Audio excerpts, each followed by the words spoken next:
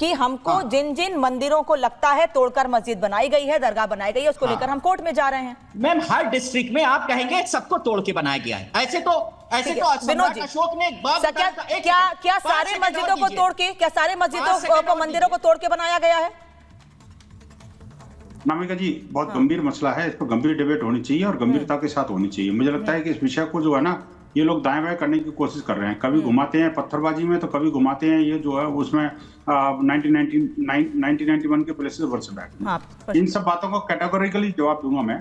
आपको शुद्ध तथ्य अच्छी तरह जानते हैं कि 1991 के प्लेसेस वर्शिप एक्ट में जो प्रोविजंस हैं उसके बारे में इलाहाबाद हाई कोर्ट और सुप्रीम कोर्ट बड़ा स्पष्ट तौर पर काशी विश्वनाथ के केस में भी, मथुरा जन्मभूमि के केस में भी और ये संभल के केस में भी कह चुका है कि ये जो प्लेसेस ऑफ वर्शिप एक्ट है वो सर्वे पर लागू नहीं होता। लेकिन इसके बावजूद भी देश को और ये इस्लामिक जिहादियों को ये भड़काने की कोशिश और उनको बरगलाने की कोशिश ये लगातार आपके पैनलिस्ट करते रहते हैं। मुझे इनकी उस पर बुद्धि पर तरस आता है। मैं दूसरी बात ये कहना चाहता हूँ, देखिए जो बात ये कह रहे हैं कि ये दरगाह इतनी पुरानी थी, भाई होगी पुरानी ना। इस्लाम कितना पुराना है? वो 1400 साल पुराना है, सबको पता है। आखिरकार जो हमारे मंदिर हैं कितने साल पुराने हैं? सदियों पुराने हैं। अब रही बात इसकी कि हर एक को मत देखिए, तो आप मुझे बताइए प्लेसेस ऑफ वर्शिप एक्ट जब लागू हुआ था उसके बाद से क्या ये कह सकते हैं कि जो वक्फ बोर्ड है, वक्फ बोर्ड ने किसी भी मंदिर को, किसी भी हिंदू संपत्ति को इन्होंने अपनी घोषित नहीं किया? मैं कहता हूँ 1991 के बाद में जितने भी संपत्तियां वक्फ बोर्ड ने अनाधिकृत रूप से कब्जाई हैं, क्या ये कह सकते हैं जिम्मेदारी के साथ में कि भाई हाँ वो सारी जो दावेदारी वो सारी खारिज होनी चाहिए? हमारे मंदिर ही नहीं भाई, गांव के गांव उसने कब्जा लिया, वहां तो मौन रहते हैं ये। और जब मंदिरों की बारी आई थी तो हमने कहा था काशी, मथुरा और अयोध्या दे दीजिए, हम आपको सारे दावे छोड़ देंगे। तभी ये सारे के सारे झंडा लेके खड़े हो गए थे और ये खून खराबे पे आ गए थे। लेकिन हमने कहा भी ठीक है, कोई बात नहीं। नहीं विनोद जी, इसका मतलब तो ये हुआ, विनोद जी इसका मतलब तो ये हुआ, मेरा एक सवाल है विनोद जी, इसका मतलब तो ये हुआ जो बात आप कह रहे हैं कि काशी, मथुरा, अयोध्या हमको दे दीजिए और सारों पर दावे छोड़ देंगे। मतलब अगर उन्होंने उस पर नहीं दावा छोड़ा, वो उसको लेकर बात आगे नहीं आए, तो क्या आप देश भर के सभी मस्जिदों पर दावा करेंगे कि वो मंदिर है? इसका मतलब तो ये हुआ। देखिए अनामिका जी, एक बात समझ लीजिए कि भारत जो है ना सत्य का पुजारी रहा है, सत्य के अन्वेषण में पूरा जीवन लगा देता है और ये हमारी पुरातन संस्कृति रही है।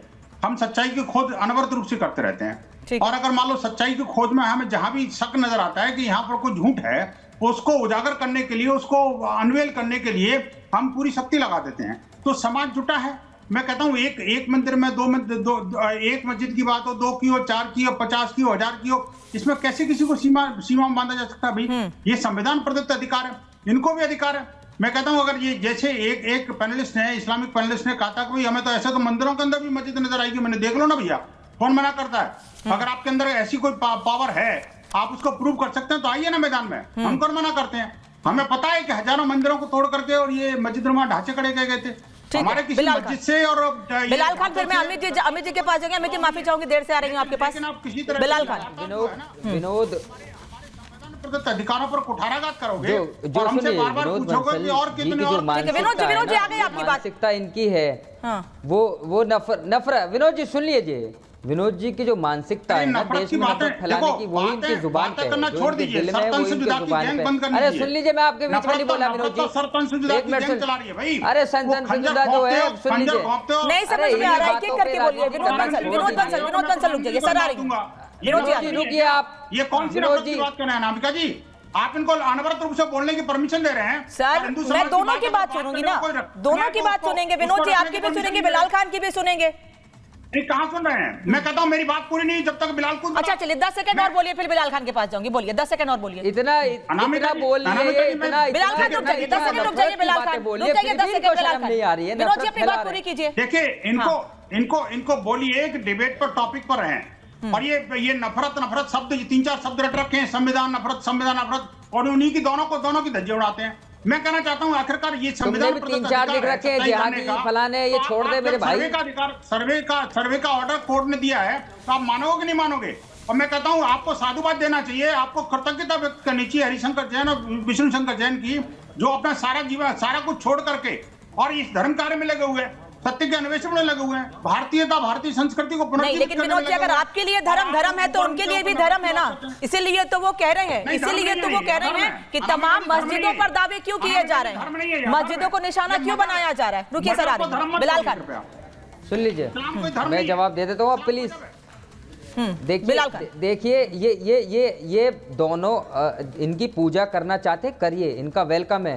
हमें मत सिखाइए। जिस तरीके से आप अपनी पूजा करते हैं, हमारे लिए भी हमारा धर्म बहुत इम्पोर्टेंट है और हम अपनी बात करेंगे। जो नफरत की बात, जो देहादी बातें करते हो ना आप, 4 वर्ड आपने रट रखे हैं, जिहादी, पाकिस्तान और बांग्लादेश, ये छोड़ दीजिए। इस देश के लिए आपने क्या किया और हमने क्या किया, पूरा देश पूरी दुनिया जानती है। हमें मत सिखाइए क्या आज़ादी बोलने की क्या नहीं है। और जो नफरत की बात आप करते हैं, आप पढ़े लिखे आदमी हैं, पढ़े लिखे की बात करिए। प्लेसेस ऑफ वर्शिप एक्ट की तो आपके मुंह से जुबान नहीं खुलेगी, लेकिन नहीं खुदाई करेंगे पूरे देश में आग लगाने के लिए। खुदाई मंदिर के अंदर, मस्जिद के अंदर मंदिर देखेंगे, शिव के अंदर, ये सब चीज़ें करना छोड़ दिए सर। ये मानसिकता जो है आपकी और नफरत फैलाने की, हिंदू मुसलमान की, मंदिर मस्जिद की करने की आज से नहीं है। जब से आपको मैं देख रहा हूँ, इतने छोटा सा था, जब से मैं देख रहा हूँ, ये मानसिकता जब चेंज होगी जब आप इस दुनिया से नहीं, बिलाल खान और तारिक खान, मैंने आप दोनों लोगों से एक ही सवाल पूछा था। अब मैं अमित जी से सवाल पूछ रही हूँ। अब मैं अमित जी के पास जाऊंगी, बहुत देर से इंतजार कर रहे हैं वो। मेरा सवाल सिर्फ इतना था, मैंने कुछ बयान भी पढ़ के बताए, बिलाल खान, मैंने कुछ बयान भी पढ़ के आपको बताए कि क्या ये बयान नफरत फैलाने वाले नहीं है।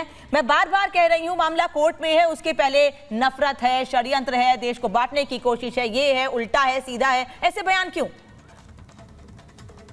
मत दीजिए ना ऐसे बयान। और आप तो कोर्ट पर ही सवाल खड़े कर दे रहे हैं। आप लोग तो उनके हम ये जज पर ही सवाल खड़े कर दे रहे हैं आप लोग। तो कोर्ट पे सवाल हम नहीं खड़े कर रहे।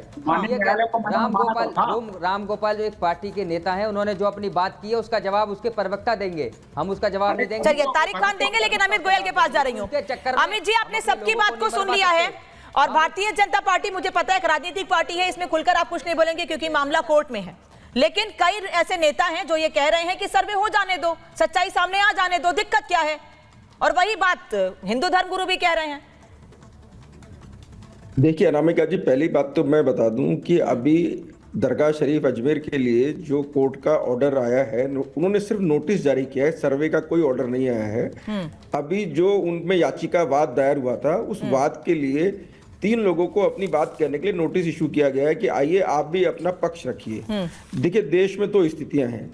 कोई भी व्यक्ति, मान लीजिए वो जो आप पक्षकार हैं विष्णु गुप्ता जी, उन्होंने 1910 के किताब के आधार पर अपना वाद दायर किया है। 1911 वहां जो स्थिति उनको नजर आती है उसके आधार पर उन्होंने अपना वाद दायर किया है। कोर्ट ने उसको स्वीकार किया है और संबंधित पक्षकारों को नोटिस जारी किया है। अभी ना तो वहां कोई सर्वे के आदेश हैं, न किसी तरह की और कोई बात है। मेरा सिर्फ इतना सा कहना है इस विषय में कि देखिए देश में कॉन्स्टिट्यूशन और संविधान, मतलब एक ही बात है, कानून सबसे ऊपर है। और जो लोग यहाँ बैठ के कानून की, संविधान की बात करते हैं, उनको ये समझना चाहिए कि अगर कोई व्यक्ति कोर्ट में गया है तो कोर्ट के पास 2 ही रास्ते हैं। या तो उसको मानेगा कि भाई ये ठीक है, या ये मानेगा ये ठीक नहीं है। अगर ये मानेगा कि भाई इसमें कुछ संभावना है, इसकी जांच होनी चाहिए, तो दूसरे पक्षकार को नोटिस देगा। अब दूसरे पक्षकार के पास में अपनी कानूनी शक्तियां हैं, वो उन कानूनी शक्तियों को लेके कोर्ट में जाएगा कि साहब या तो ये तो वर्शिप एक्ट में आता है कि नहीं आता, वो निर्णय कोर्ट करेगी। दूसरी बात, उस जो भी अगर वो पक्षकार बनना चाहे तो पक्षकार भी बन सकता है। तो सभी तरह की कानूनी संभावनाएं खुली हुई हैं।